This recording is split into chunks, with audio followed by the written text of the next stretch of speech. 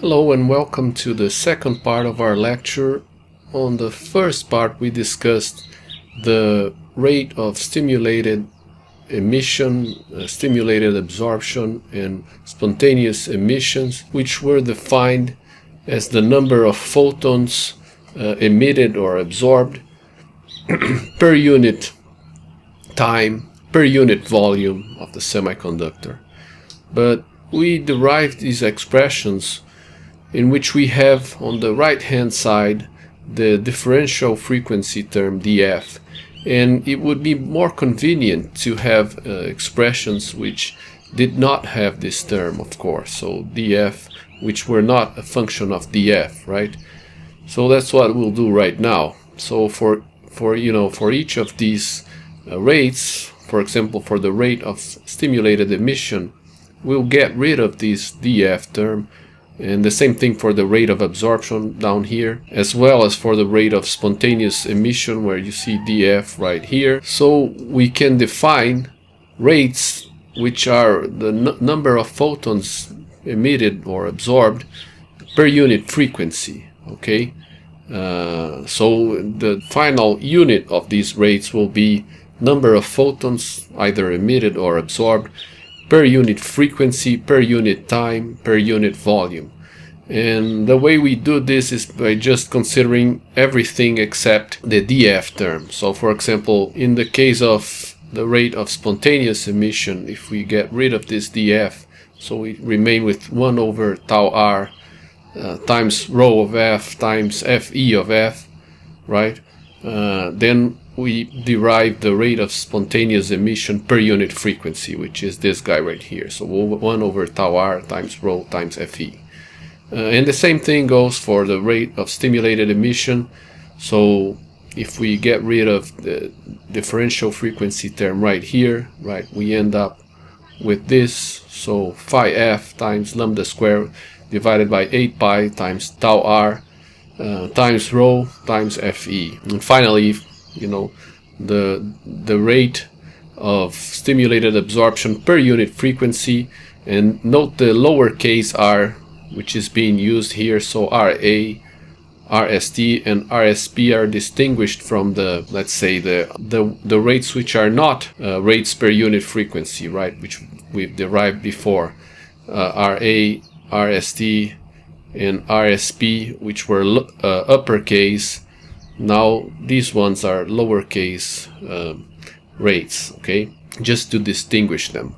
And therefore, RA as a function of frequency will be phi f times the same term, lambda squared divided by 8 pi tau r times rho times fa in this case, which is the probability of transition associated with absorption, right? So these rates can be used to calculate the total emitted and absorbed power associated with light, right, per unit frequency, of course, if you consider the rate itself. If you want to know, the total number of photons which are absorbed per unit time, right, the rate, per unit volume of semiconductor, because of course, if you double the volume, you would expect that double the number of photons will be absorbed. So if you want to calculate this, you need to integrate this expression, for example, within the range of frequencies that you're interested in. So from a starting frequency to an end frequency, you want to find out the total number of photons absorbed within that range. Then you need to integrate over the frequency range this expression right here. Okay, now we'll take a look at spontaneous emission, the spectral intensity in thermal equilibrium. So take a particular look at spontaneous emission. And the thing to consider here is that if the semiconductor is in thermal equilibrium without carrier injection, it will have only one Fermi function and one Fermi level, and that's what we'll consider here in order to derive what is the function of the rate of spontaneous emission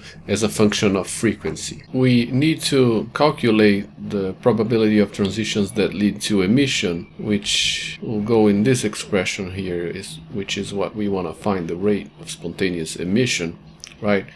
We just saw that it's 1 over tau r times rho of f times Fe of f. So to calculate Fe, we already know the expression. So Fe is equal to Fc, right, of Ei, the initial level in the conduction band, because we're considering emission, and therefore if we take a look at the band diagram with the conduction band and the valence band, we're talking about emission. So we need an electron at an initial level Ei transitioning down and recombining with a hole, which is at a final level EF. And of course this is a semiconductor, so the thermal equilibrium, so the Fermi level will be somewhere in here.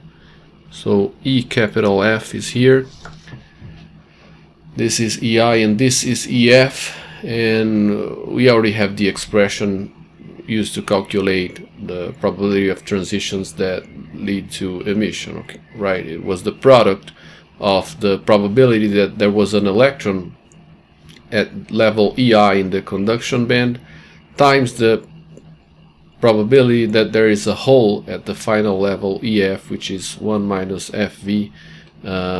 And as we're saying here, Fc and Fv will be the same function, because we're considering a semiconductor without carrier injection, and therefore in the situation where the Fermi level has not split, right? The EF, the E capital F here in both these functions, Fc and Fv, will be the same. It will not be split. The first term, so the probability of occupations regarding electrons at level Ei in the conduction band, Fc of Ei, is just the Fermi function with Fermi level EF. We can approximate this if we consider that the level Ei is not too close to the Fermi level EF. So if we consider that this distance here, or this energy separation here, is not too small, then this term here will be considerably large, and we can use the Boltzmann approximation, which is to consider that this guy right here is much greater than 1, and therefore this function is approximated by this. So this is just the Boltzmann approximation in order to get an idea and substitute right here. Now we need this term here, and we can do a similar approximation here. So the probability of inoccupation or vacancy for the final state, so in other words, the probability that there is a hole in the final state with energy EF in the valence band, is 1 minus Fv again, which you can substitute with the Fermi function here. So 1 over 1 plus e to the power of EF, the final energy, minus E capital F, the Fermi level, over kT. And if we look at the picture that we just drew here, E lowercase f, the final energy level here, which the electron will occupy, will usually be pretty far, in terms of energy, from the Fermi level EF, right? But it's below, so it's at a lower energy. So if we take, E lowercase f minus EF, note that this will be a negative number, right? Because E lowercase f is lower than EF, so it's more negative than the Fermi level EF. E lowercase f is here, E uppercase f is here, so this minus this will be negative. Okay, well, we can first of all get rid of this one here. So if we multiply and divide by the term in the denominator here, and cancel out the ones, we end up with this. So this step is just algebra, but here is where we can approximate, right? So considering that from the depiction that we just looked at, this guy right here is negative, and that EF is not too close to E capital F, then this will be a pretty large negative number, and e to the power of minus, a large number, will be a number that's very close to 0, so we can neglect this guy right here, right? So if we do this approximation, we consider that this will be much smaller than 1 in this case, and all that remains is the term in the numerator right here. So this is the second approximation that we're doing here in order to get a simplified expression. The joint density of states as a function of photon frequency we've derived in previous lectures, so it's this guy right here, right? All this constant times the square root of hf minus eg. This is the joint density of states. So all of this will go into RSP, which again, right, is 1 over tau r times rho of f, the joint density of states, times Fe. Okay, therefore the expression for the rate of spontaneous emission per unit frequency after some manipulation will become this, right? We have here, we have defined a new constant, which is d naught, capital D naught, which is this constant here. So after doing all of these substitutions here, 1 over tau r is there, but substituting rho of f, this guy right here, and Fe, which is the product of Fc and 1 minus Fv. So Fc we've approximated by this, 1 minus Fv we've approximated by this. If we substitute all these guys in this expression, we get this, where d naught is just a constant. So if we bring together all of the constants which are multiplied, then we have this, right? 1 over pi times h bar squared times tau r times the term inside the square brackets to the power of 3/2 times e to the power of minus eg over kt. So it's just algebra. You can derive this yourself, but you have this constant with times the square root of hf minus eg, which clearly comes from the joint density of states, right? This term comes from this guy right here. When you substitute here, times e to the power of minus, hf minus eg, which is the same thing that you have inside the square root here. We'll note that. Divided by kt. So this is an approximate expression for the rate of spontaneous emission, which will give us pretty accurate results. And note that this is the product of two functions, right? The square root and the exponent of a negative number. So if we're looking at the rate of spontaneous emission per unit frequency as a function of frequency, you have the square root of, this term which has the frequency, so something that will look like the square root. And then you have the negative exponential here, so e to the power of minus hf. Again, we're looking at things that as a function of frequency, so the exponential, will look something like this. And what we end up having is the product of these two functions, which will result in something like this, right? If we take the product of the square root and the exponential, we'll have something similar to what I depicted here in red. So if we plot RSP as a function of frequency, you'll note that spontaneous emission happens for a range of frequencies. If we actually plot this, of course, right here, you cannot have the square root of a negative number, so this frequency here will not be 0. This will actually be f equal to eg divided by h, right? Okay, so this will actually be a finite positive number. But if we take this expression and plug in some values and use Python or MATLAB to plot this is what we actually get, right? So we clearly see the product of the square root function, which is the beginning of the function here, and the negative exponential, which is this part right here. Okay, so this is the rate of spontaneous emission as a function of frequency. So for frequencies normalized with respect to Planck's constant, right? So, but for the normalized frequency, where the rate of spontaneous emission is larger, you have more photons, number of photons emitted per unit, frequency, per unit time, per unit volume of the semiconductor. So this is the overall shape of the emitted, the line width of the emitted photons, right? And it will have a considerable width here. So, if you take the light emitted by an LED in a different manner than what happens with a laser, for example, the line width is pretty large, and this is what we just derived is a mathematical expression which tells us what the line shape for the LED will look like, and it will be, since it relies on spontaneous emission, the line will be pretty wide, and it's nothing but this expression which we've just derived. As would be expected, emission does not happen for HF smaller than EG, because again, right, what you have here is an electron which is in the conduction band at the initial level EI, which is recombining with a hole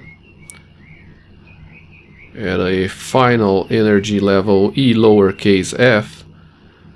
But this electron cannot have an energy which is lower than, let's say, EC right here, the band edge, and this hole cannot have an energy, or this level cannot have an energy which is higher than the band edge EV here.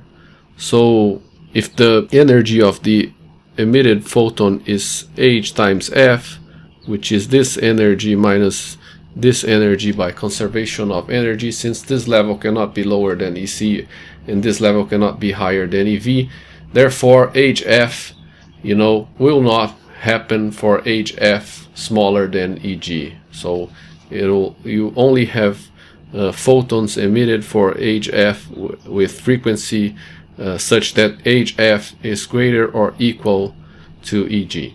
Okay, if the photon energy is smaller than the band gap, photons at this corresponding frequency are not emitted, which is what we've just said in other words. Okay, and the full width at half maximum of the curve that we've just looked at is associated with the line width of light emitting diodes. Okay, because basically the idea here is that LEDs, the main emission process here is spontaneous emission rather than stimulated emission, right?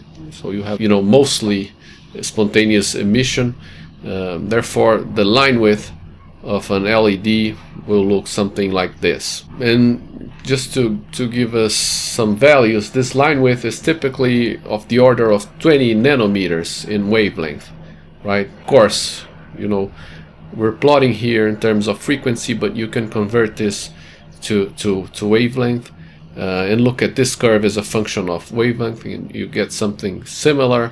And if you calculate at half maximum here, so let's say at half the maximum value, you calculate the width here, which you can do, and plug in some values. Say, for example, for a typical LED, you'll get a line width which is 20 nanometers.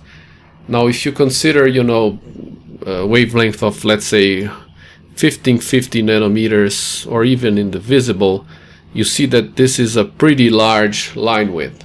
Okay, the full width at half maximum also will increase with temperature. So the dependence of this width with temperature is such that the full width at half maximum is 2 kT. Okay, so if you increase the temperature, the width here will increase as well. This is plotted right here, right?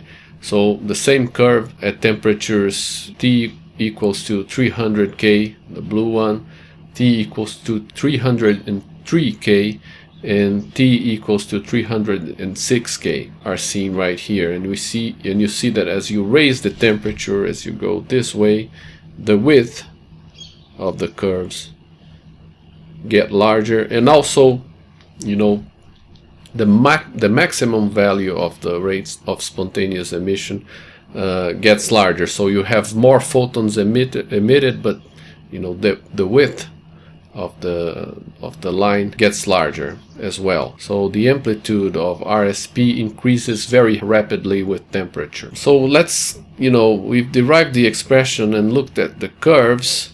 Let's have this in mind when we compare the line width of LEDs with the line width of lasers, where you have a cavity, and the main process regarding emission is stimulated emission, and we'll see that there's a different shape associated with the line width, and the line width of lasers can be made to be much smaller than the line width of LEDs. So you have a much more, so you can make light sources which are coherent with a much smaller line width. The photons emitted will be much closer to a single frequency than is the case for LEDs, as we're seeing right here. Okay guys, so this was it for this lecture. Thank you very much for your attention. On our next lecture, we'll talk about the gain coefficients for the process of stimulated emission and absorption in semiconductors. So thanks again, and I'll see you on our next lecture.